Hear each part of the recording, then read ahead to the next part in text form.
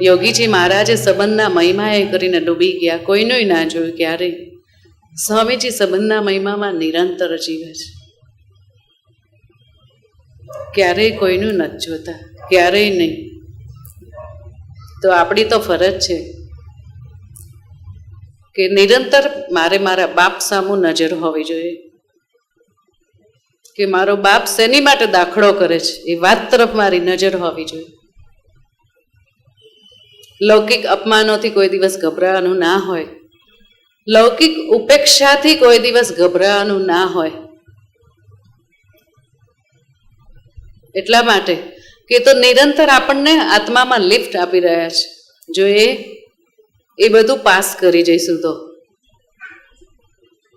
બહુ ઊંચી વાતો કરી સ્વામીજી અત્યાર સુધી, ખૂબ ઊંચી વાતો કરીશ.